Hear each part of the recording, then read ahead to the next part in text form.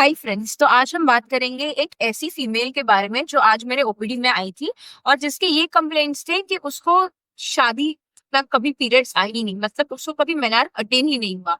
वो अब तक बहुत खुश थी कि उसको पीरियड्स ही नहीं आ रहा है, तो उसको कोई झंझट ही नहीं झेलनी पड़ रही है। बट अभी वो मेरे पास ओपीडी में इसीलिए आई क्योंकि अभी उनको प्रेगनेंसी प्लान करनी है, और अगर पीरियड्स ही नहीं आए तो वो प्रेगनेंसी कैसे प्लान करेगी।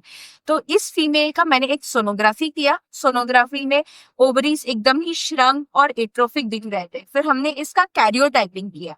कैरियोटाइपिंग एक ऐसा टेस्ट होता है जो ब्लड टेस्ट होता है, और इससे हमें क्रोमोसोम्स की स्टडी कर सकते हैं। सो हमारे शरीर में टोटल 46 क्रोमोसोम्स होते हैं जो 23 पेयर्स में अरेंज होते हैं। उसमें से जो लास्ट का पेयर होता है हम इसे सेक्स क्रोमोसोम कहते हैं।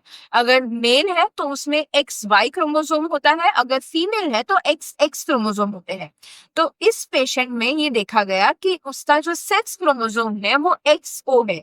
सो इस कंडीशन को हम बोलते हैं 45XO, यानी कि जो नेक्स्ट क्रोमोसोम होती है उसमें से एक क्रोमोसोम डिलीट हो चुकी है। सो उसमें एक क्रोमोसोम कम है। सो इसीलिए हमारे पास टोटल है 45 क्रोमोसोम। सो इसको हम लोग टर्नर सिंड्रोम बोलते हैं। तो टर्नर सिंड्रोम के और कौन से फीचर्स होते हैं? सो बेसिकली ऐसे पेशेंट की यूट्रस नॉर्मल होता है, वजाइना नॉर्मल होता है, ओवरीज श्रंक होते हैं, ये पेशेंट्स हाइट में छोटे होते हैं, इनकी क्लासिकल हिस्ट्री रहती है कि इनको कभी भी पीरियड्स नहीं आए हैं, शील्ड चेस्ट भी होती है। तो ये सारे फीचर्स अगर रहते हैं तो हमें टर्नर सिंड्रोम को सस्पेक्ट करना चाहिए। अगर ऐसी कोई प्रॉब्लम आपको भी है या आपके किसी नियर एंड डियर वन को है तो जल्दी ही आप गायनेकोलॉजिस्ट को कंसल्ट कीजिए।